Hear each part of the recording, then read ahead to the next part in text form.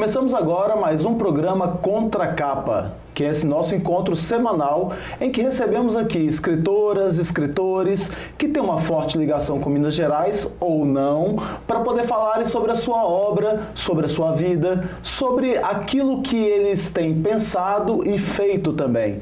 Então a gente está aqui no Contra a Capa, eu sou o tio Flávio e hoje nós vamos conversar com uma escritora que não é só escritora, na arte ela navega em várias áreas. Estou aqui com a Ana Goebel, que vai falar para a gente sobre seus livros, mas também sobre as suas outras artes. Antes de conversar com a Ana, eu queria falar para você que se você quer nos acompanhar, você pode ir lá no portal do Jornal Hoje em Dia. Então, toda quinta-feira, 19 horas, no portal do Jornal Hoje em Dia, uma nova entrevista do Contra a Capa. Mas também na TV Promove, que é o canal 12 da Claro TV, quintas-feiras, 19 horas. E a gente está na Rádio Web, Jornal Hoje em Dia, e também nas rádios Alvorada FM, Difusora AM de Salinas, Gorutubana de Janaúba, Rádio Cidade FM de Corinto e na Rádio Eldorado de Sete Lagoas. Bora lá conhecer então a nossa entrevistada de hoje. Ana Goebel, ela é artista plástica, é escritora, ilustradora, educadora, Waldorf e também performer. A gente vai falando aqui um pouquinho do currículo, vai parando para conversar com ela, depois vai voltando no currículo também. Ela é de origem alemã, nascida na Espanha e criada entre a Alemanha e a Argentina, mas mora no Brasil desde 1995. Participou de mais de 50 exposições individuais e coletivas. No Brasil, ela publicou 20 livros autorais, vários contemplados pelo Programa Nacional do Livro e do Material Didático, que é um programa que leva a literatura até as escolas públicas com uma distribuição gratuita. Antes da gente continuar aqui, eu vou parar já para conversar um pouquinho com a Ana, para a gente explorar um pouquinho essas partes, essas áreas que ela trabalha artisticamente. Aí a gente fala dos livros, que são vários, né? A gente vai falando aqui um pouquinho sobre isso também. Então, Ana, seja bem-vinda a esse nosso espaço. Aqui você já está com a malinha, né? Já preparada. Você vai viajar hoje também, mas você vive uma viagem, né? Sim, desde que eu nasci. Isso é engraçado isso, né? Você já vem com a sua cultura, já vem na cultura. Já no berço já veio a mala, né? Vai para Espanha, vai para Argentina, vai para a Alemanha, vai para o Brasil. Isso. E o Brasil é um lugar também de muitas culturas, muitas diversidades. Me sinto em casa aqui, já tenho um feijão plantado no meu coração. E isso, né? A arte como uma atravessadora de pontes também. Antes disso, olha só, você já veio da Espanha, você veio direto para Minas Gerais? Quando você chegou ao Brasil, o primeiro lugar foi Minas Gerais? Sim, foi em Minas Gerais. Aí você se instalou aqui em Minas Gerais? Fiz exposições em São Paulo, no Sesc Pompeia, fui vindo, Rio de Janeiro, mas me instalei nas montanhas de Minas. É porque você fala sobre essa questão da cultura diversa do Brasil, mas até a própria Minas Gerais tem uma cultura muito diversa, né? Você anda muito por cidades, você sabe disso, você faz trabalhos com quilombolas, com indígenas, e o nosso estado ele é muito rico nessa cultura, né? E aí você encontrou aqui material de trabalho e material humano, de convívio, né? Isso é muito... E Minas é um estado onde tem essas três vertentes também, a indígena, a afro-brasileira e a europeia, se bem... em uma proporção, né, bem igualitária, assim, então é muito rico, além que as montanhas nos proporcionam pela geografia esses micro-universos, que me fascina. E eu me sinto também como uma mensageira, porque quem vem de fora, às vezes olha coisas que quem está de dentro já nem percebe como um diferencial. Isso é verdade. Então, esse olhar que bom, eu fiz com vários livros, com a Chita, por exemplo, que é um livro com Ronaldo Fraga, é isso, assim, como a Chita que vem lá da Índia, ela chega então ao Brasil e ela espalha-se pela cultura popular e, bom, o olhar de quem vem de fora às vezes tem essa chance, né, de resgatar, de ver. Claro que a Chita é muito querida por todas, valorizada já, mais ou com os tapetes de ouro preto. Esse olhar, o olhar estrangeiro, acho que ele é estrangeiro no sentido, não? Que entra numa cultura, ele também é muito importante. Uhum. Ele ajuda a construir, né, aquela cultura também, isso é muito importante mesmo. Quando a gente falou aqui no iniciozinho que você é artista plástico, escritora, ilustradora e educadora também, todas essas áreas hoje, você está lidando com elas, você está nelas ainda, em todas essas? Você ainda continua como educadora, você ainda continua como artista plástica? Me explica aí o que é que você faz em cada uma dessas áreas. Bom, a gente, ao longo da nossa biografia, a gente leva tudo junto, né? Então, sempre vou ter o olhar de educadora, por mais que agora já saí de sala de aula direto, né, na escola Waldorf, aqui do Colégio Rudolf Steiner de Minas Gerais, mas eu continuo com esse olhar de educadora, não sai da gente, né? Professor uma vez, professor sempre. E artista, aquela coisa, artista também não tem jeito.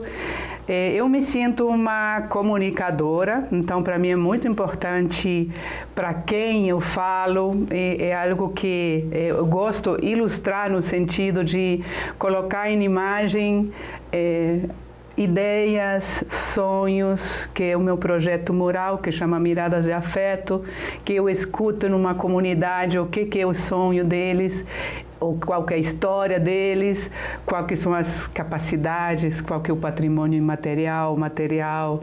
Fiz trabalhos com o IFAM também nesse sentido. Então, você condensa em uma imagem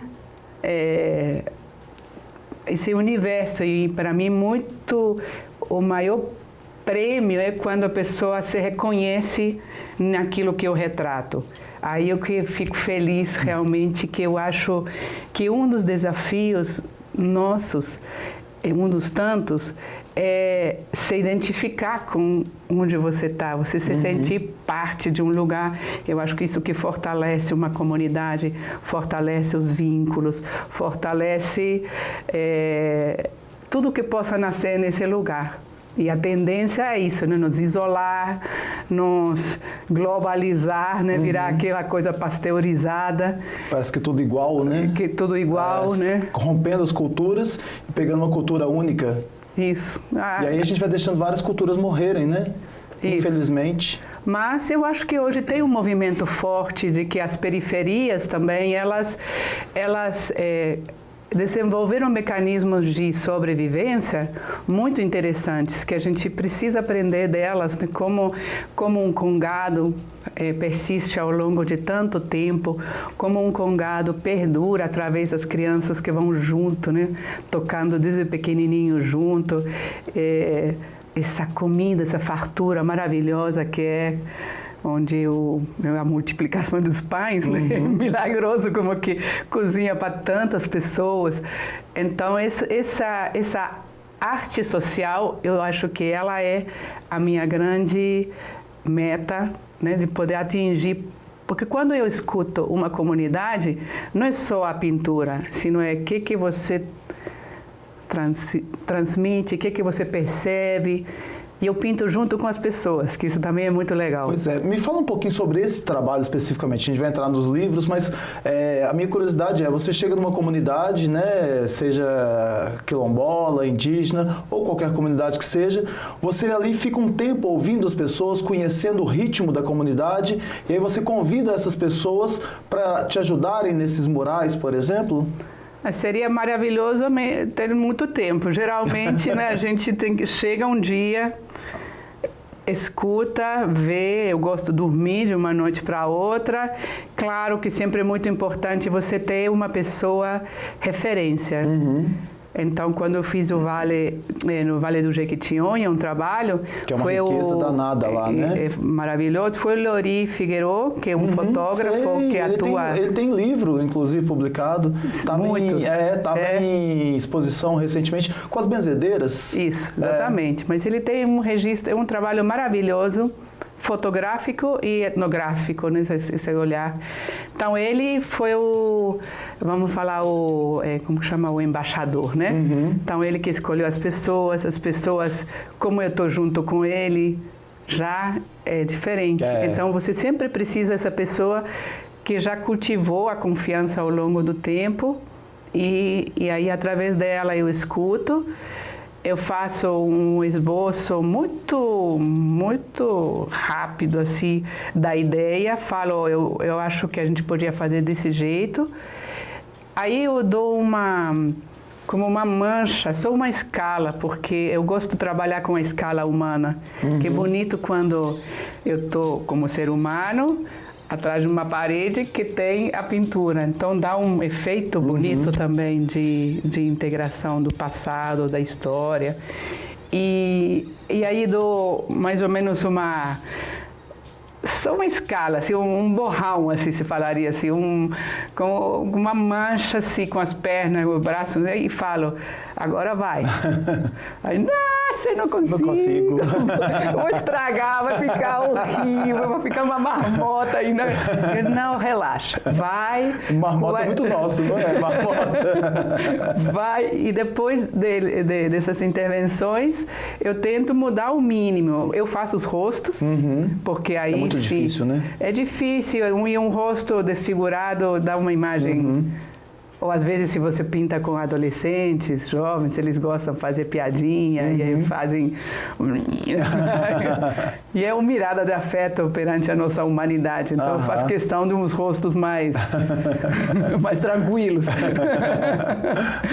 E então depois de que veio essa intervenção com as pessoas, eu faço o acabamento para isso também ficar tudo Então é um processo muito bonito que pode durar 2 dias, 3 dias. Você tem feito murais em Belo Horizonte? O último que eu fiz agora foi na Via Albuquerque, que foi interessante, foi um condomínio de um prédio que me contratou, que também foi uma experiência nova. Que também isso, eu acho que a produção é muito interessante, como que a gente realiza. Tem horas que você tem um projeto de lei, tem horas que uma vaquinha, tem horas que você faz de graça, tem hora que uma empresa troca, contrata. Toda essa diversidade. Para mim é importante que se realize. Claro que sempre é importante também a gente falar que o trabalho artístico é um trabalho, não é só uma doação e a gente vive do ar, né? Exatamente. A gente Isso vive é disso, mas também não deixar de fazer pelo dinheiro, porque às vezes as coisas acontecem, tem outras... Eu acho que quando a gente semeia, volta, de várias formas. E, bom, aí, então, quer me perguntar? Não, porque você está falando dessa, porque eu ainda vou entrar no livro, mas você está falando dessa questão da arte, né? A gente tem aí, você tem também livros que foram escritos e que foram teatralizados, né? Sim. Como é que é esse processo? Você participa desse teatro também? Sim, sou eu que faço. É você quem faz? Então você escreveu o livro, teatralizou e você leva isso para vários ambientes. Hoje até estou vendo aqui que você começou em 2023 uma parceria com uma Mamulengo Presepada, enriquecendo a brincadeira com intervenções estéticas e musicais. Como é que se dá isso aí? Bom, eu falo que sou artista plástica e elástica, né? A gente faz, mas ontem estava no Iotim e realmente é uma tendência, né? O artista não só ser imagens, som, vídeo, tudo, né? Acho que isso um pouco, essa multiplicidade que é a minha cultura também. Então, desde cedo, quando eu fazia as exposições, também fazia intervenções, performances, então já vem, né? Colocando o corpo, né? Na criação. E aí eu fiz muitos anos trabalho com retroprojetor, que é aquele aparelho antigo. Eu já trabalhei demais com isso. Eu acho que menino novo não vai nem lembrar, nem saber o que é isso. Mas eu dei aula demais com retroprojetor e adorava.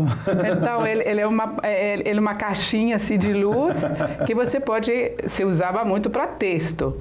Só que eu fui colocando cores, folhas, dedos, pintando. Aí vai, né, filmes. Então, eu fiz por exemplo, com Renato Negrão, que é o poeta, né? Ele falando e eu pintando ele, colocando cabelos, que ele careca, aí cabelo, assim, né?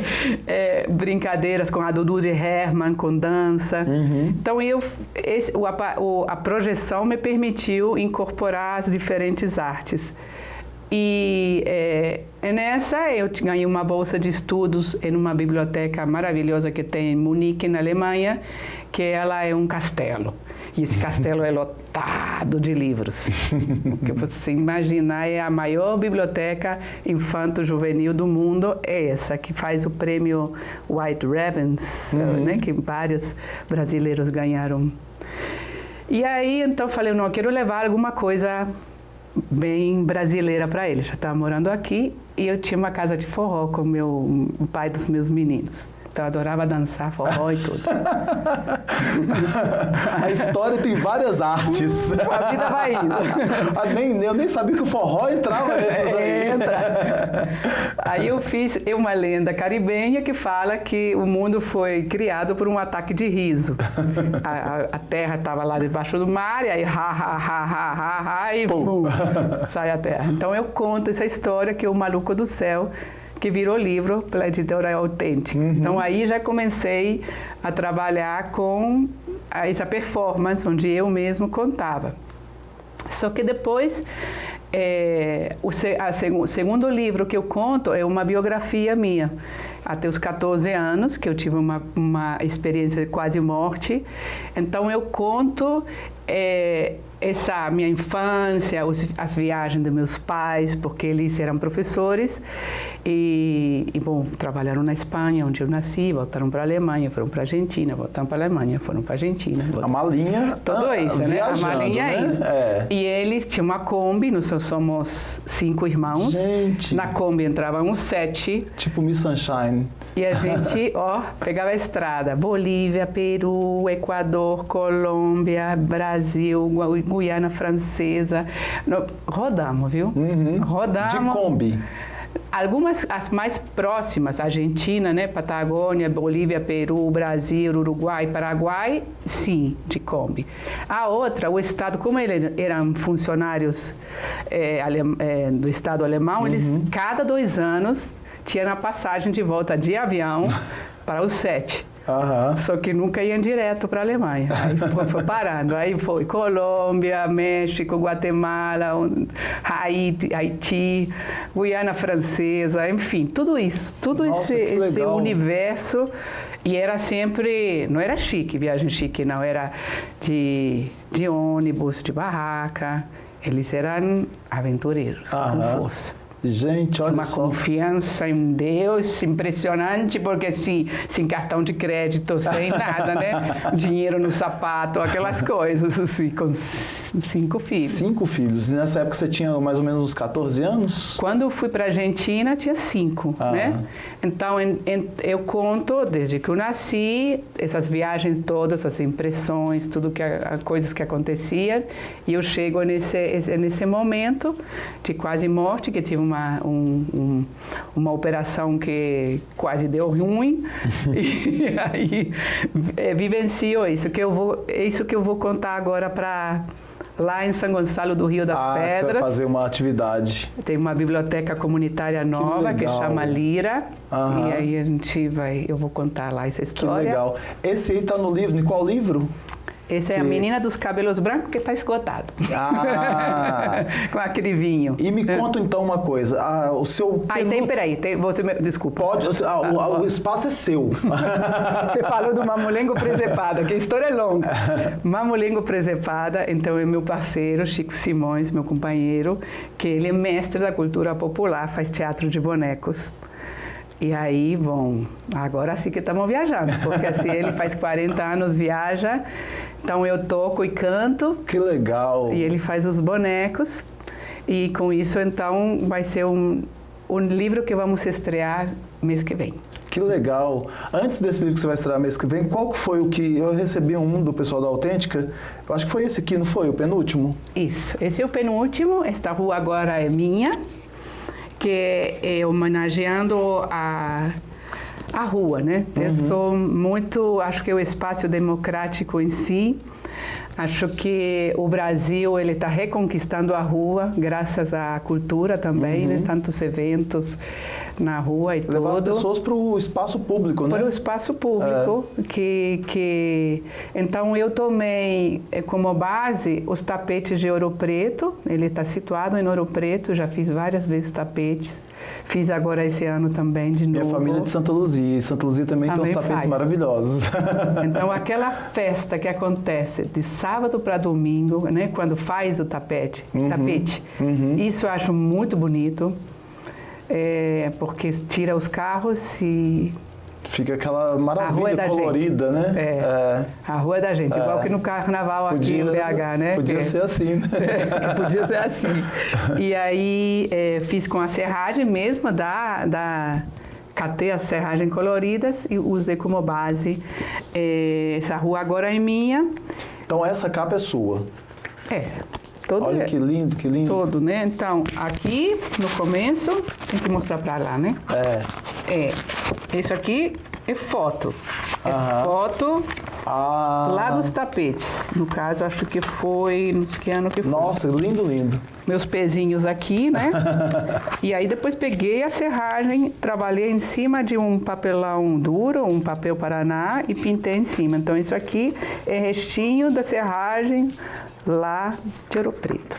Que legal. E acho muito bonito também que depois vem a procissão e passa. Pois é, dá uma pena, mas é ciclo, a vida, né? Porque a única coisa que temos é eu agora. A gente tenta muito isso mesmo. se aferrar, né? Você faz esses desenhos, as ilustrações para muita gente, né? Eu convidei Léo Cunha para poder fazer uma entrevista aqui. Ele estava com uma agenda mais ocupada e marcou com a gente numa próxima semana. Aí eu vi que você fez a ilustração de alguns livros dele, né? De um livro dele. Um só que eu fiz, eu não lembro agora o título, rápido assim, Léo Cunha. Tapete Voador, acho que é. Mas você tem várias ilustrações de vários autores. Sim, quando eu cheguei no Brasil, comecei ilustrando. Ana Maria Machado também, Silvia Ortoff, Sônia Junqueira. E depois me fui aventurando, porque quando a gente tem texto e imagem, você tem, às vezes, o livro começa pela imagem, às vezes pelo texto, às vezes vai mudando a imagem, e aí você vai mudando o texto. Então, você tem essa liberdade. E como é que é essa... Você vê quando eu abro a boca aqui, da dúvida, você para, né?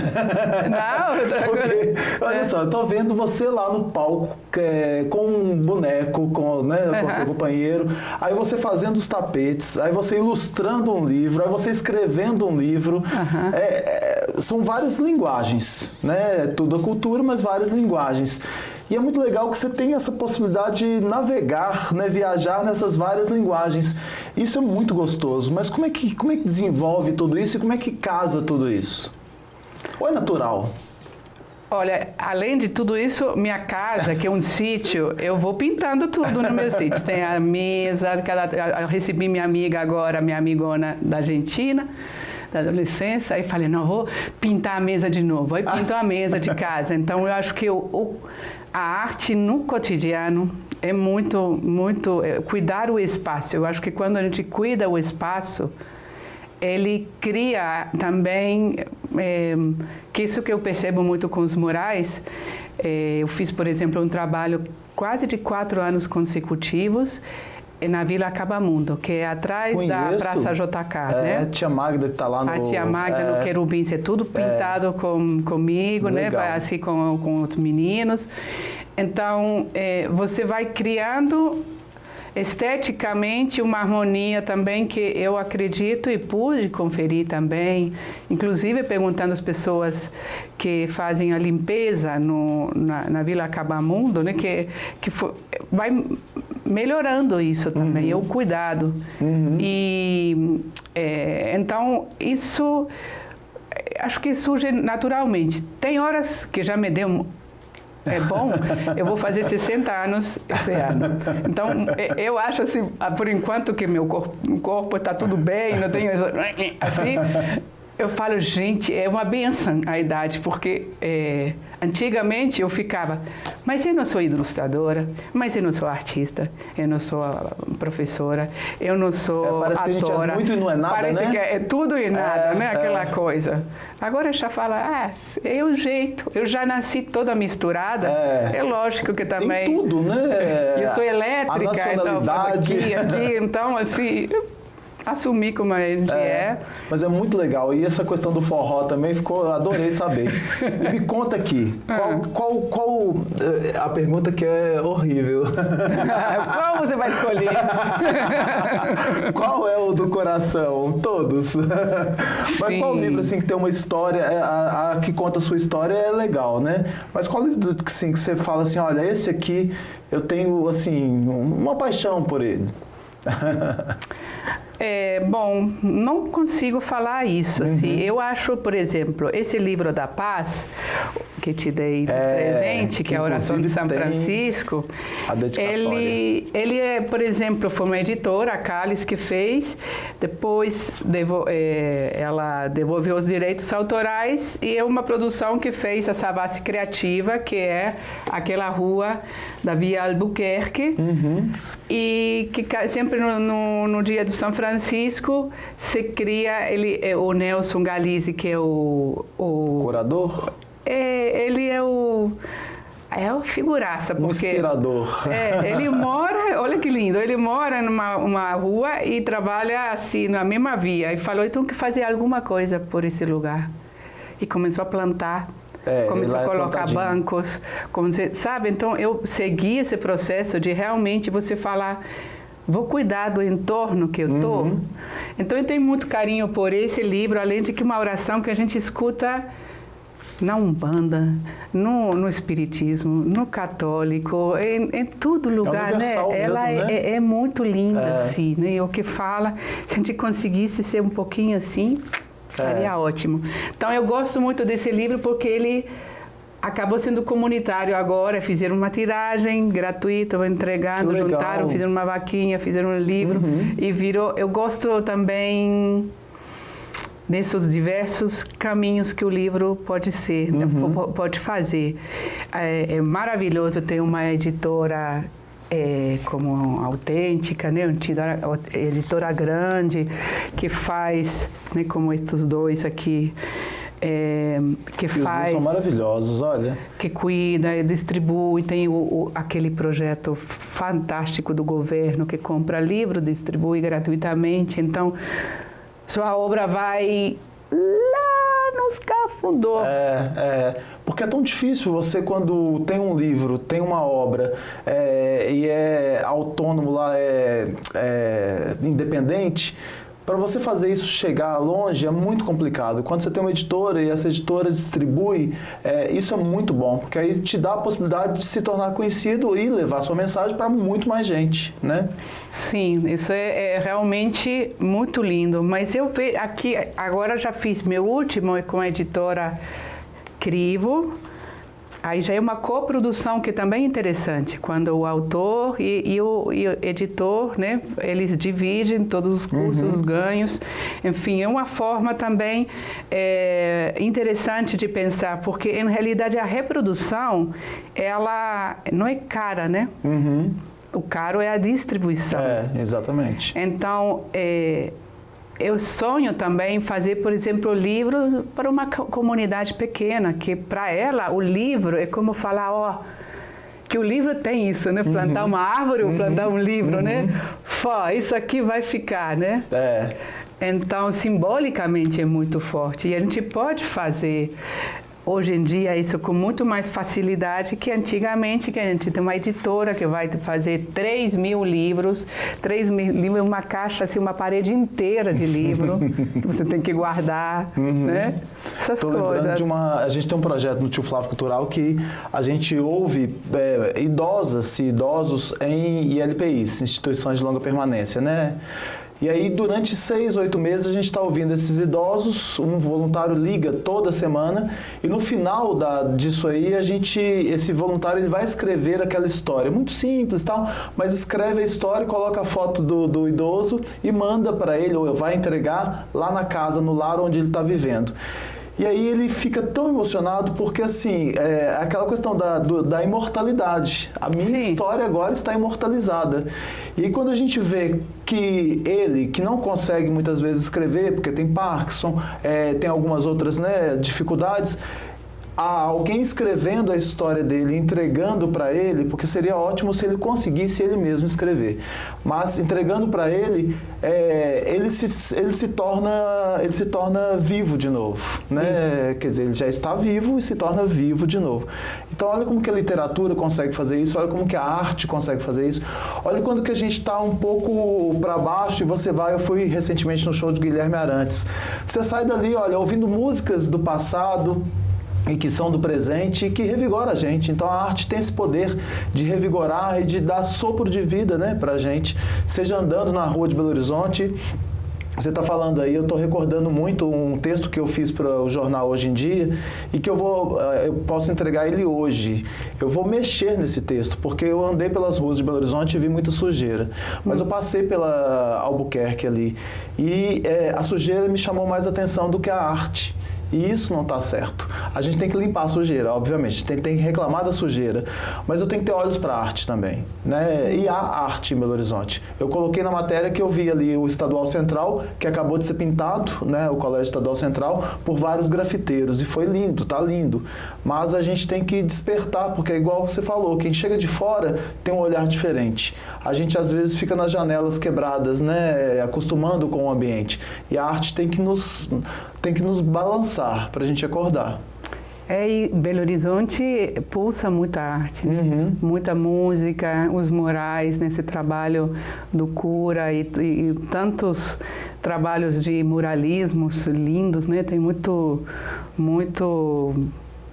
É isso, acho que ou ver o meio copo cheio ou vazio, né? E acho que a tendência a gente sempre está vendo o vazio, porque também as notícias, tudo isso, ela nos alimenta com isso. Mas de que é uma cidade pulsante, linda, né? A gente tem que ver mais isto. Bom, a gente vai encerrar a nossa conversa aqui. Você vai pegar sua malinha, vai para outros destinos, mas queria te agradecer bastante pela atenção, pelo carinho com o nosso convite e deixar esse espaço aqui aberto, que você tem tantas e tantas histórias para contar, que a gente possa usar esse espaço para contar essas histórias também, de tanto tempo de vida que você tem aí com as pessoas. Então, use esse espaço para isso. Obrigado. E para te encontrar, como que as pessoas fazem? Eu tenho meu Instagram, que é @ana_gobel, que eu conto muito, o meu estilo é contar minhas peripécias. Ele é divertido porque você vai poder seguir. Tem a mesa pintada? Tem a mesa pintada? Tem mesa pintada, aí deve ser um story isso daí, mas você vai ver muitas desses lugares. E tem YouTube que está mais parado, Ana Gobel, assim, onde tem as intervenções, tem uns vídeos lindos sobre os murais também, como que é o processo, e que mais? Você tem um outro Instagram? Sim, tenho virado, é o gobel.ana. Que dá para seguir os dois? Dá para seguir os dois, mas o Ana... ele é mais... eu vou colocando mais... E bom, eu fico muito agradecida, acho rádio e televisão incrível, né? Rádio também é impressionante aquilo, né? Além de que a voz humana é uma benção, né? Aí é outro olhar que a gente tem que acostumar a ter, né? Que a gente tem muita coisa boa. Gente, a gente fica por aqui então e nos vemos no próximo episódio. Até lá!